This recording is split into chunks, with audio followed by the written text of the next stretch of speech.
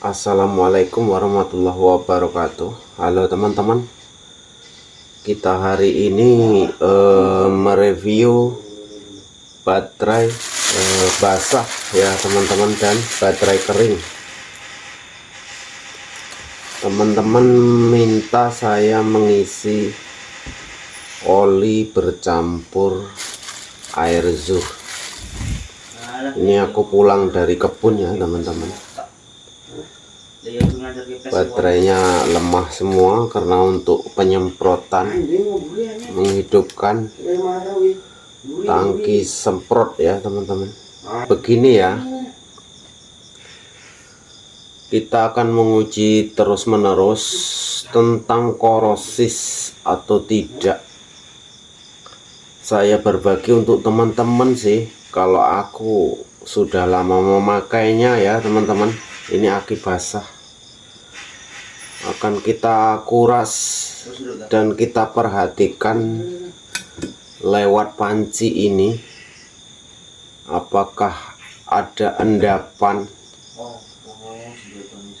atau korosis atau keropos selama kita pakai ya teman-teman. Sebenarnya aku enggan sih mengisi air zurnya, lebih tenang pikiran memakai oli ya. Mari kita buka, akan kita tuang semua teman-teman ke panci, apakah ada endapan atau enggak.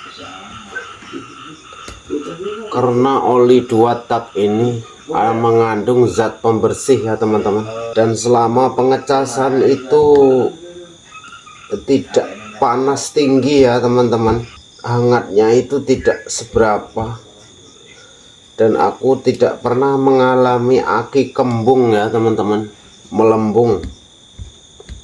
Kita buka dan kita tuang. Bismillahirrahmanirrahim.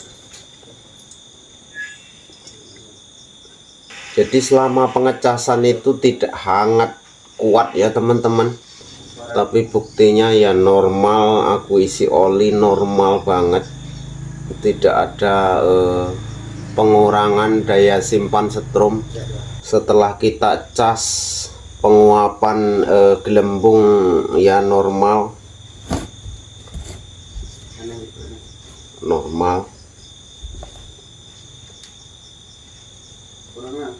Nah teman-teman, ini yang hitam-hitam itu bukan endapan ya teman-teman, tapi sampah dari kebun yang lengket di luarnya. Tadi aku tumpah. Teman-teman, jelas apa enggak ya? Tidak ada endapan ya teman-teman, endapan hancur-hancuran gitu.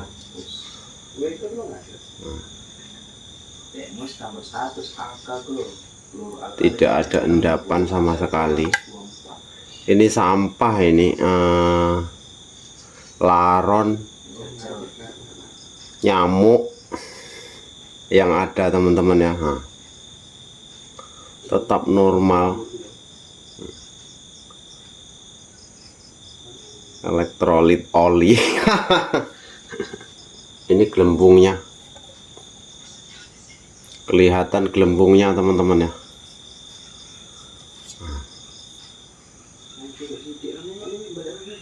Seperti itu kalau dicas teman-teman, masih penguapannya tidak terganggu oleh oli. Oli akan tetap menyelimuti logam timah yang di dalam. Rasanya aku enggan sih mengisi air zur ya teman-teman. Sebenarnya teman-teman kalau mau membuktikan timah itu, teman-teman ambil lalu rendamlah dengan zur, dan satunya lagi timah itu teman-teman rendam dengan oli.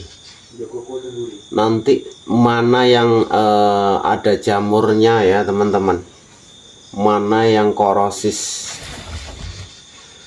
Api sama teman-teman, tidak ada pengurangan sama sekali. Nah, ini belum dicas ya teman-teman. Setelah pemakaian, aku sebenarnya ingin berbagi aja teman-teman. Semakin kita goncang seperti ini, ada gelembungnya teman-teman, tidak ada endapan sama sekali ya teman-teman. Kalau ada endapan berarti ini akinya korosis. Kalau aki harga 300.000 atau 250.000, tenaganya ya seperti itu ya teman-teman. Ini aki basah kemarin yang kita isi. Ini yang aki GS kemarin, normal 100%, nggak ada pengurangan apapun, masih normal. Jadi ini kita campur air zur ya teman-teman. Sudah kita campur, ini air zurnya ya teman-teman. Apakah teman-teman mau dicampur air zur? Ya saya campur. Jadi teman-teman kalau mengukur mau mengisi baterai yang kapasitas seperti ini, kasihlah garis. Namanya ini 1 air zur, 2, 3 oli ya teman-teman. Jadi campurannya itu pas, lalu diisikan ke baterai. Begitu ya teman-teman. Dalam keadaan pengecasan, dia akan mengeluarkan gelembung dari bawah ya teman, propus gitu. Saya jamin baterai tidak akan rusak diisi oli, saya jamin. Selama saya mengisi oli, ini masih mulus kayak baru. Ini masih mulus kayak baru ya teman-teman. Ini kabel untuk penyambungan ke tangki ya teman-teman. Jadi aku kasih kabel masih mulus, tidak ada jamur sama sekali. Masih mulus, tidak ada jamur sama sekali ya teman-teman. Nah, suaranya olinya dengar nggak teman-teman? Nah, ini aki kering ya teman-teman. Gel elektrolitnya ada di bagian bawah baterai ini. Untuk penguapan kimianya memang sudah ada diisi dari pabrik. Ada pempesnya di bawah sini seperti tisu. Nah itu sudah diisi di situ. Walaupun dijengking tidak akan tumpah cairan itu ya teman-teman, seperti jelly. Jadi teman-teman tinggal nambahkan aja oli supaya gantungan ini kan segini ya teman-teman. Ini isinya karpet untuk mengelati ini, untuk menentukan positif negatif ya teman-teman. Kalau aku omong anoda atau katoda nanti masyarakat pun nggak paham juga. Jadi aku ngomong apa adanya aja supaya mudah dimengerti oleh masyarakat biasa ya teman-teman. Di sini ada pembatasnya. Jadi yang gantung-gantungnya di sini ya teman-teman, itu kalau kita isi oli tidak akan korosis atau keropos atau pengurangan ya pada logam ya teman-teman. Itu akan mulus dia. Kalau memang ada asam sulfatnya kan di bawah sini ya teman-teman, di sini tidak akan putus, dia akan dilindungi oleh oli. Kalau penguapan itu tetap nguap ya teman-teman, proses kimianya tetap jalan seperti biasa. Baterai itu nggak mau dicas, nggak mau nyimpan api. Itu bagian sini ini sudah putus antara ini. Yang gabungan di dalam ini kan banyak gabungan-gabungan, itu sudah putus ya teman-teman, bukan karena diisi oli. Ini tidak akan saya bongkar karena lemnya sudah kuat nih. Aku lem pakai besi dibakar di kompor, lalu aku tekan di sini kan udah menyatu. Saya contohkan, ini aki kering sudah saya isi, ini aki basah teman-teman, tapi minta diisi air zur, jadi akan saya isi ya teman-teman, untuk memenuhi permintaan penonton ini ya teman-teman.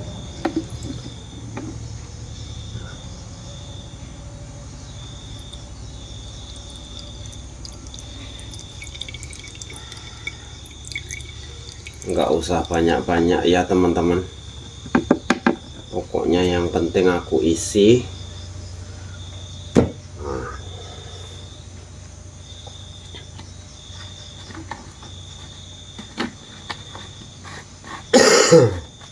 Badan lagi meriang ini teman-teman, ngurusi alat berat, kita isi ya teman-teman.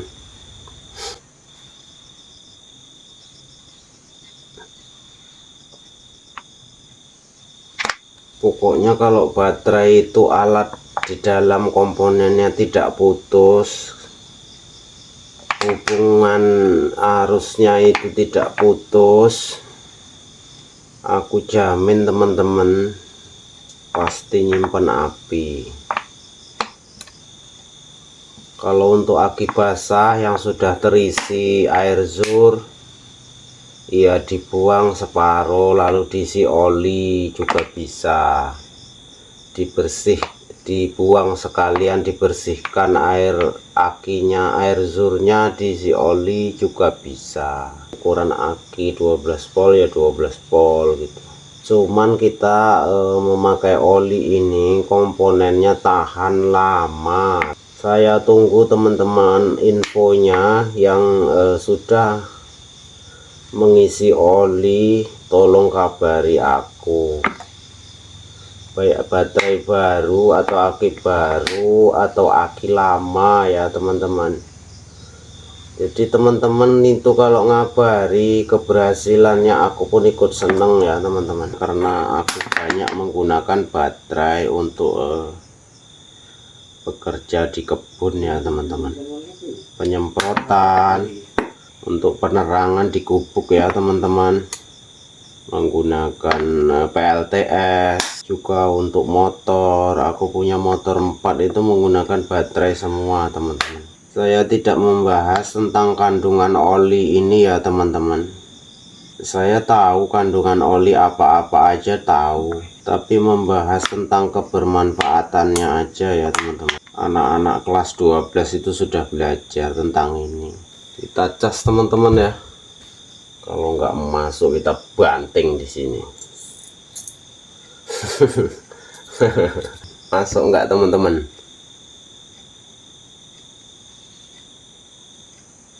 Masuk kan? Cuman berubah warna aja, mungkin karena pengecasan itu kan hangat ya teman-teman. Silahkan teman-teman buktikan kalau sudah dimasukkan oli. Coba teman-teman tuang ke baskom, pasti sama kayak gini warnanya teman-teman ya. Beda kalau baru belum kena hangat, kena setrum. Aku tetap menggunakan yang aku biasa pakai ya teman-teman, tidak mengganti dengan minyak goreng atau oli rem atau oli shock dan lain-lain. Tidak pakai itu ya teman-teman, aku pakai yang sudah aku pakai ya teman-teman. Setelah ini penuh teman-teman ya, lampu ini tidak naik turun lagi, berarti pengecasannya sudah penuh. Pengalaman sama teori itu hampir-hampir mirip. Yang lama ini akan saya simpan di sini. Oke teman-teman, terima kasih sudah menonton. Saya akhiri dari Bapak Made Channel. Wassalamualaikum warahmatullahi wabarakatuh.